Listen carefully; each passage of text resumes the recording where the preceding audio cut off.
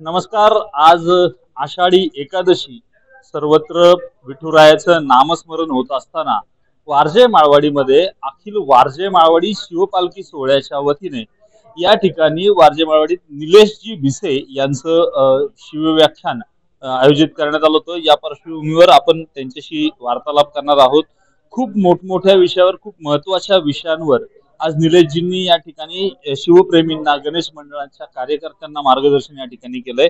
विशेषतः यामध्ये आजच्या मुद्द्यामध्ये अभिव्यक्ती स्वातंत्र्य म्हणून आता जे काही आपल्यावर थोपवलं जातंय, लादलं जातंय, त्याच्यावर शिवाजी महाराज, छत्रपती शिवराय आणि अभिव्यक्ती स्वातंत्र्य साध्याचं याचा खूप छान उहापोह निलेशजींनी या ठिकाणी केलेला आम्हाला आढळला.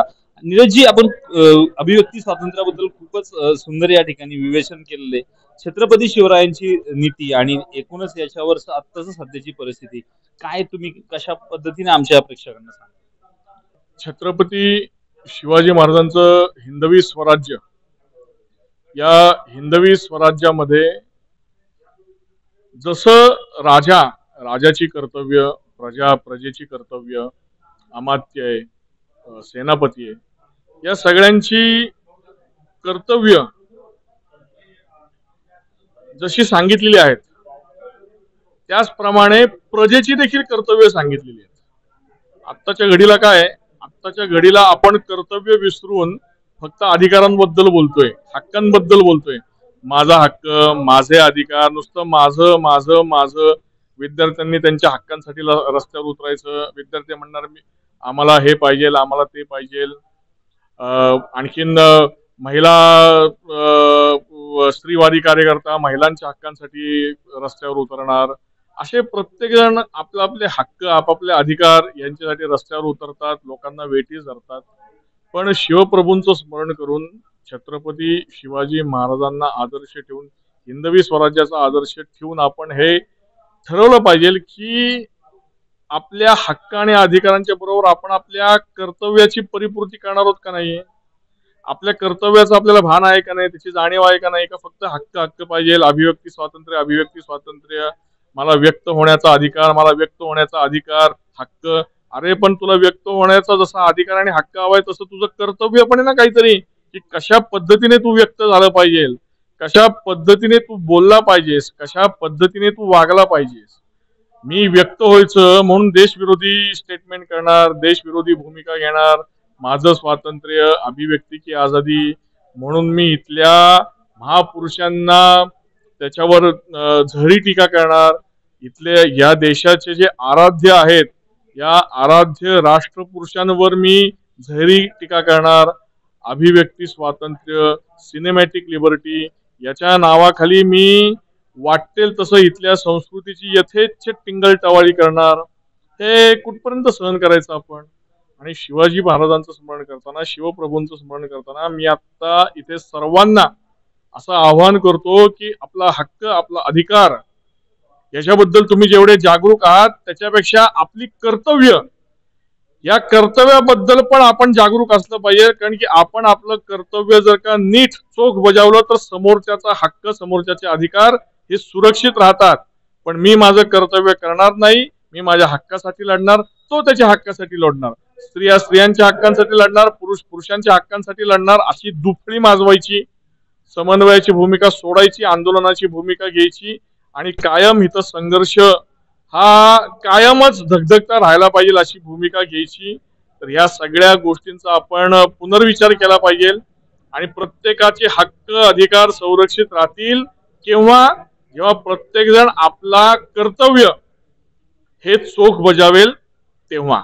त्यामुळे शिवप्रभूंचं स्मरण करून आपण हे संकल्प केला पाहिजे की मी माझ्या कर्तव्य याची जाणीव ठेवणार, ते बजावणार. अभिव्यक्ती स्वातंत्र्य म्हणून अनेक गोष्टींमध्ये चुकीच्या पद्धतीने काही काही गोष्टी नागरिकांसमोर मांडल्या जातात. तर त्या कोणत्या कोणत्या गोष्टी आहेत की जसं तुम्ही सिनेमांची काही उदाहरणं दिली, गाण्यांची काही उदाहरणं दिली असतील, किंवा विद्यार्थी आणि आईबद्दलचं काही उदाहरण दिलं तुम्ही, जसं की मुलाला हॅरॅसमेंट केल्यानंतर काही गोष्टी होतात, मुलांना मजबूत होण्यासाठी खरं तर आपण प्रेरित केलं पाहिजे. तर अशा कोणकोणत्या माध्यमातून अभिव्यक्ती स्वातंत्र्य आपल्याला म्हणजे जे समोरासमोर नाही होत पण पार्श्वभागातून, म्हणजे जसं की सिनेमा, जाहिराती आपण म्हणतो, त्याची काही उदाहरणं दिली ती जर आमच्या दर्शकांना माहीत पडली तर त्याचा अधिक जास्त उपयोग होईल असं मला वाटतं. अभिव्यक्ती स्वातंत्र्याला कोणाचा विरोध नाहीये, पण अभिव्यक्ती स्वातंत्र्याच्या नावाखाली तुम्ही हे जे अतिरिक्त स्वैराचाराकडे त्याला नेताय, की फक्त सेल्फ सेंटर्ड विचार करणं, मी माझं एवढंच फक्त आयुष्य आहे का?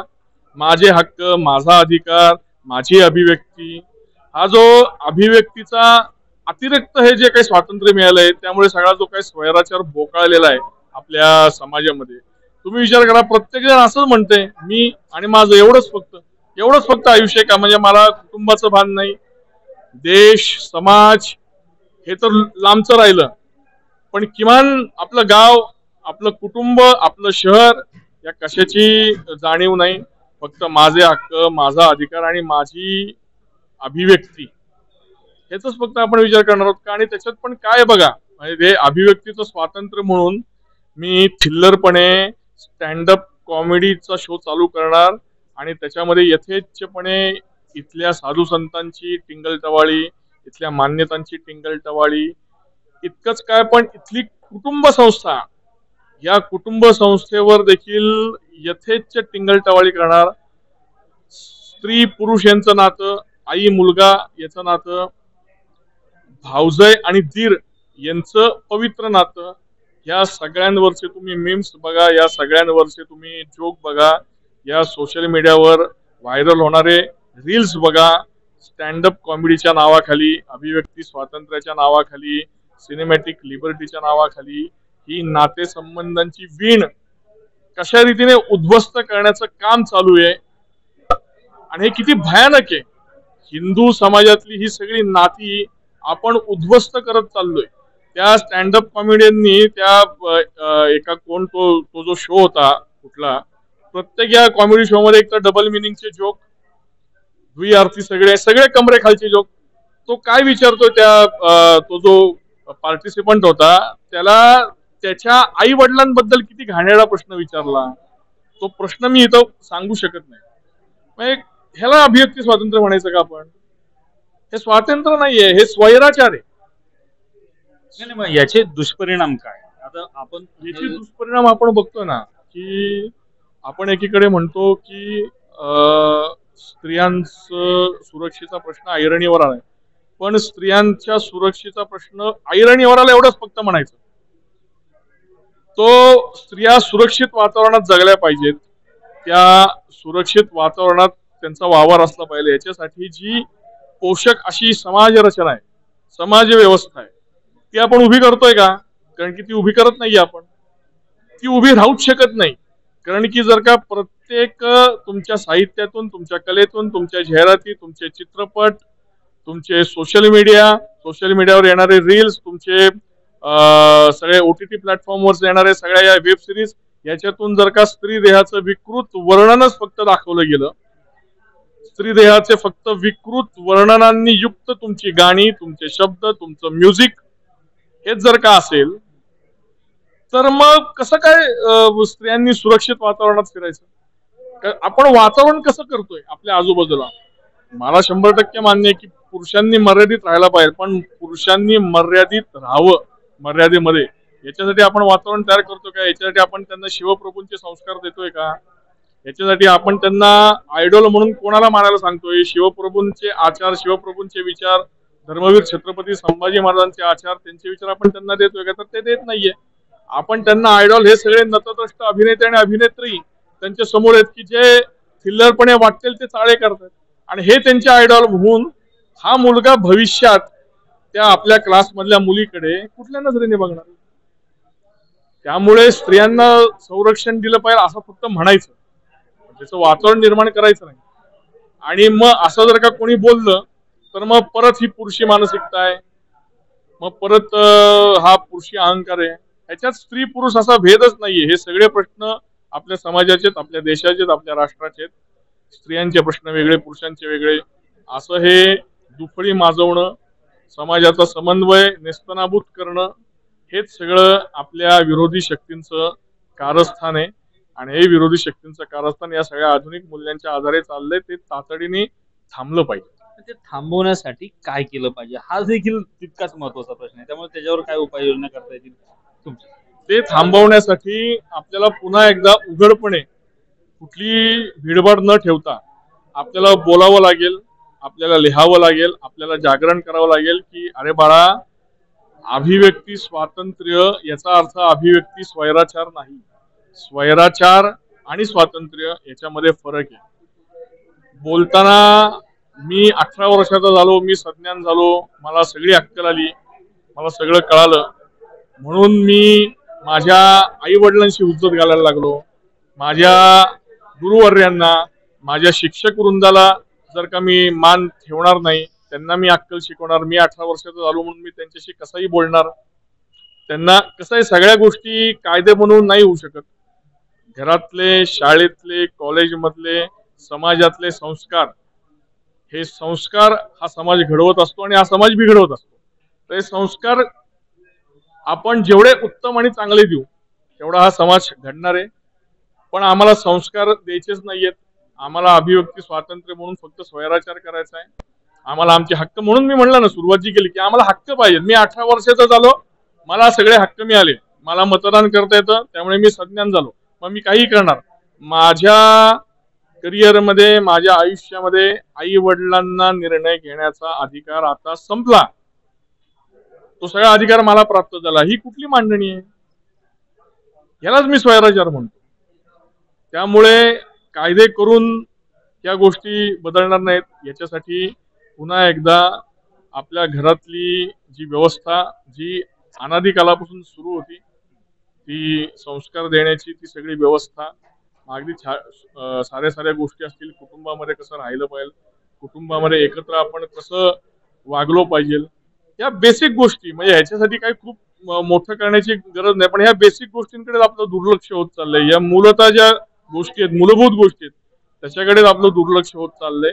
कारण की प्रत्येक जण सो कॉल्ड मॉडर्नायझेशनच्या जमान्यात, सो कॉल्ड अभिव्यक्ती की आझादी, फ्रीडम ऑफ एक्सप्रेशनच्या जमान्यात आपल्या संस्कृतीची, धर्माची, परंपरांची, संस्कारांची, सत्वाची, स्वाभिमानाची यथेच्छ टिंगलटावाळी करतो. आणि त्याला स्टेटस मिळतो, त्याला प्रसिद्धी मिळते, त्याला प्रतिष्ठा मिळते. तर आपण उघडपणे, लेखकांनी, साहित्यकांनी, कलाकारांनी या अशा दादागिरीच्या विरुद्ध उभं राहिलं पाहिजे आणि उघडपणे सांगितलं पाहिजे, मी अभिव्यक्ती स्वातंत्र्याच्या विरोधात नाही, मी अभिव्यक्ती स्वैराचाराच्या विरोधात. मी जर काय अशा गोष्टींवर बोललो तर लोक मला बुरसटलेला, जुन्या विचारांचं असं म्हणतील.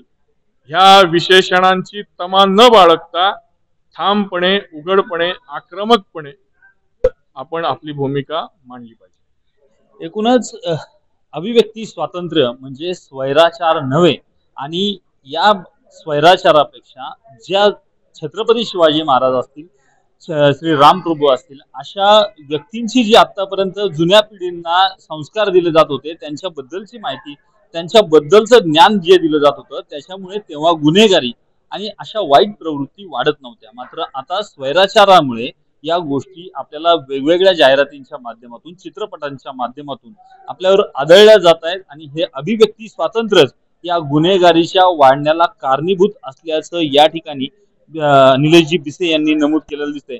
त्यामुळे आपल्याला विचार करायचा आहे, जर समाजात आता काहीतरी गुन्हेगारी वाढते, कुटुंबांमध्ये कलह वाढतायत, जिकडे तिकडे काहीतरी विध्वंस होताना दिसतोय, आणि हा विध्वंस रोखायचा असेल तर छत्रपती शिवाजी महाराजांच्या रणनीती असतील, छत्रपती शिवाजी महाराजांच्या ज्या कोणत्या गोष्टी होत्या की ज्या प्रजेसाठी केल्या जात होत्या, ज्या श्रीराम प्रभूंच्या काळात केल्या जात होत्या, आपण ज्या पूर्वी आपल्या वाडवडिलांनी ज्या पद्धतीने आपल्यावर संस्कार केले, जुने पिढी जे संस्कार करत होते, अशा प्रकारचे संस्कार पुढच्या पिढीवर केले नाही तर हा देश रसातळाला गेल्याशिवाय राहणार नाही, असंच एकूण भाकीत किंवा भाष्य निलेशजी यांनी या ठिकाणी केलेलं दिसतंय.